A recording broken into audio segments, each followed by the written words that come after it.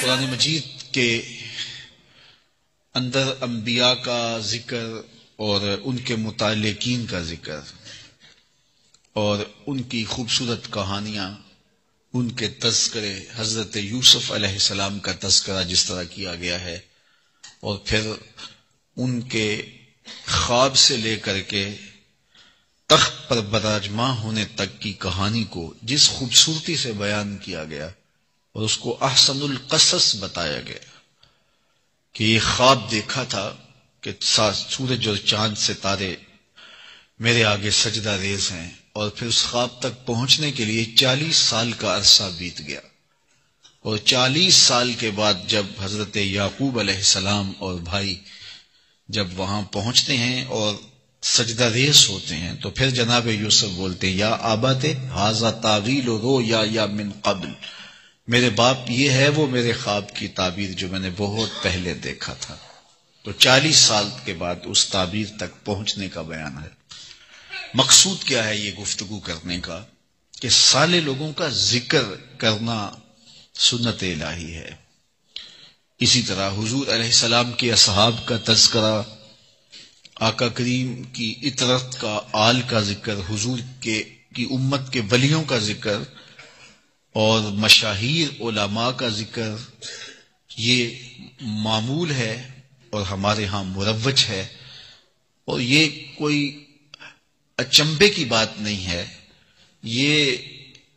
قرآن مجید سے ہمیں اسلوب ملا ہے۔ بلکہ میرے حضور نے ارشاد فرمایا، جب صالح لوگوں کا ذکر کرو تو میرے عمر کا ذکر بھی کیا کرو۔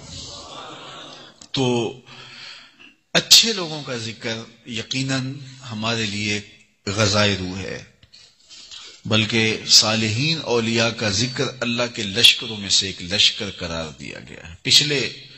خطبہ جمعۃ المبارک کے موقع پر میں نے حضرت شیخ احمد مجدد الفسانی علیہ رحمہ کی تعلیمات کے حوالے سے کچھ باتیں آپ کے سامنے رکھی تھی، اور آج میں جس ہستی کا ذکر کرنے جا رہا ہوں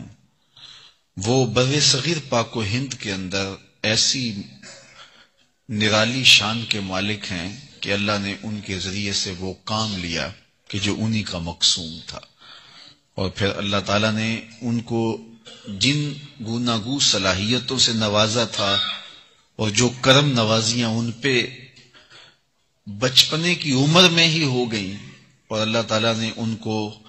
جس کام کے لیے منتخب کیا پھر وہ کام انہوں نے کر کے دکھایا، اس ہستی کا نام امام احمد رضا خان فاضل بریلوی رحمۃ اللہ تعالی علیہ۔ آپ 13 سال اور کچھ ماہ کی عمر میں مروجہ علوم کی تکمیل کر لیتے ہیں۔ جب بچے گلیوں میں کھیل رہے ہوتے ہیں، اعلی حضرت مسند تدریس پہ بیٹھے، جب بچے گلیوں میں کھیل رہے ہوتے ہیں وہ مسند ارشاد پہ بیٹھے تھے، جب بچے گلیوں میں کھیل رہے ہوتے ہیں اعلی حضرت دارالافتاء میں بیٹھ کے فتوے لکھا کرتے تھے۔ آپ کے والد ہیں مولانا نقی علی خان رحمۃ اللہ تعالی علیہ، تو ان کے پاس کوئی فتویٰ لینے آیا تو کہا دارالافتاء میں چلے جاؤ، وہاں مفتی صاحب بیٹھے ہیں آپ کو فتویٰ دے دیں گے۔ تو وہ گئے تو 14 سال کی عمر تھی اعلی حضرت کی، تو وہ واپس آ گئے اور کہا کہ حضرت وہاں تو کوئی مفتی صاحب نہیں ہے، کہا اندر ہی تھے، کہا وہاں تو ایک بچہ بیٹھا ہوا ہے، کہا وہی تو ہمارے مفتی ہیں۔ تو 14 سال کی عمر میں لوگوں کو فتاویٰ دے رہے ہیں، اور اللہ نے ان سے جو کام لیا اور جن شعبوں میں لیا، اللہ اکبر، دین کا کوئی شعبہ نہیں تھا جس میں اعلی حضرت نے اپنی صلاحیتوں سے خدمت پیش نہیں کی ہے، کوئی فن اور کوئی علم ایسا نہیں تھا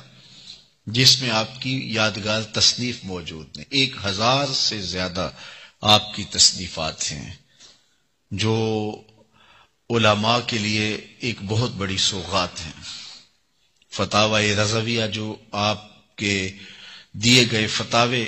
ان کا فتاوی جات کا مجموعہ ہے، یہ اب 32 جلدات کے اوپر چھپ کر منظر عام پہ آیا ہے، اور اس طرح آپ نے 1000 کتابیں تصنیف فرمائیں، 1000 سے زائد کتابوں کی تحقیق،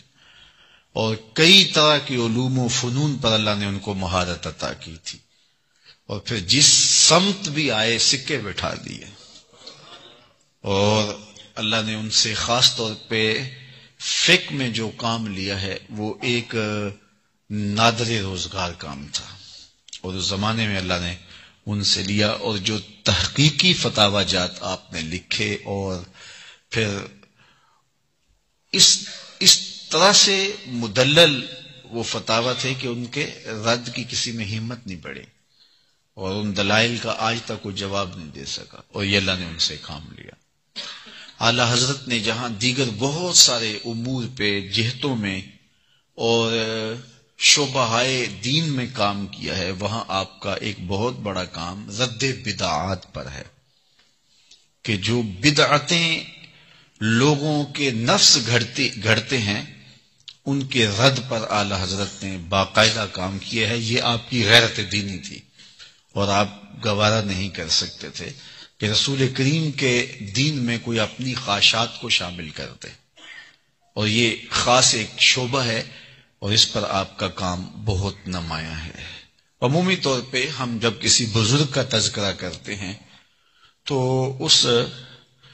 بزرگ کی خصوصیات بیان کر دیتے ہیں، یا اس کی کرامات کے باب کو کھولتے ہیں اور لوگوں کے سامنے رکھتے ہیں کہ یہ بزرگ صاحب کرامت تھے، ان کو یہ کرامتیں دی گئی تھی، اور لوگوں کو بیان کر دیتے ہیں۔ میں کرامت کا منکر نہیں ہوں، اور کرامت کا کوئی بھی منکر جو من حیث الکرامت کرامت کا انکار کرے وہ کافر ہوتا ہے، یہ بات ذہن میں رکھیں، کیونکہ کرامت قرآن مجید سے ثابت ہے۔ تو آصف بن برخیہ کا تخت بلقیس لانا، حضرت مریم کے حجرے میں بے موسم پھلوں کا موجود ہونا، چونکہ یہ نبی نہیں ہیں، ولی ہیں، اور ان کی یہ کرامات کہلائیں گے، تو اس کا انکار کفر ہوگا۔ تو ہاں، بزرگوں کی کرامات کفر تو نہیں ہے، لیکن محرومی ضرور ہے ان کا اگر انکار کیا جائے۔ لیکن جس بات کی طرف میں آپ کی توجہ دلانا چاہتا ہوں وہ یہ کہ بزرگوں کی تعلیمات کو اختیار کرنے سے، ان کے راستے پہ چلنے سے ہم ان کی زیادہ برکات حاصل کر سکتے ہیں۔ کرامات کا بیان سنیں اور ان کی تعلیمات سے ناآشنا رہیں تو ہم فائدہ نہیں پا سکتے۔ تو اس لیے یہ روش کہ صرف فضائل اور مناقب ہی بیان کیے جائیں اور ان کی تعلیمات کو چھوڑ دیا جائے تو لوگ بے عملی کی طرف راغب ہو جائیں گے۔ اقبال نے اپنے زمانے میں کہا تھا کہ مریدوں کو، غلاموں کو ہے پیروں کی کرامات کا سودا، غلاموں کو ہے پیروں کی کرامات کا سودا، مرد حر خود زندہ کرامات۔ تو اس لیے ان کی تعلیمات کو اختیار کر کے خود ایک زندہ کرامت بننا چاہیے، اور ان کی تعلیمات کو اختیار کر کے باطنی امراض کا علاج کرنا چاہیے۔ باقی اس باب کے اندر اگر اعلیٰ حضرت کو دیکھیں تو ان کی بہت ساری کرامات موجود ہیں۔ اچھا، اعلیٰ حضرت کے حوالے سے عمومی طور پہ جو چیز بہت زیادہ شہرت پا گئی وہ یہ تھی کہ وہ طبعاً بہت زیادہ سخت تھے۔ تو طبع میں سختی ہو بھی سکتی ہے، لیکن اعلیٰ حضرت نے جو فتاوی جات دیے ہیں وہ طبی شدت کی وجہ سے نہیں دیے، بلکہ شریعت کا تقاضا تھا کہ یہ فتویٰ بنتا تھا تو وہ دیا۔ تو یہ بات کر کے اور یہ جو انداز اختیار کر کے کہ وہ شدت پسند تھے اور ان کے مزاج میں شدت اور سختی تھی، تو ان کے کام کو داغدار کرنے والی بات ہے کہ اس کا مطلب ہے کہ وہ طبعاً اتنے سخت تھے کہ جو بھی سامنے آتا تو اس کے اوپر سخت گیر جو ہے وہ حکم شرعی لگا دیتے۔ کیسے لگا سکتے جب حکم شرعی لگتا نہیں تھا؟ تو یہ وہ شخص کہتا ہے جس نے اعلیٰ حضرت کے فتاوی جات کو پڑھا نہیں ہے، فتاوی جات سنے ہیں، ان کے پیچھے جو دلائل تھے ان کو نہیں دیکھا، تو اس نے یہ کہہ دیا کہ وہ فتوے کا لہجہ بہت سخت رکھتے تھے۔ ایسا نہیں ہے، بلکہ آپ نے جو بھی بات کی ہے دلیل سے کی ہے، اور دلائل کے انبار لگا دیے قرآن مجید کی آیات سے اور احادیث طیبہ سے۔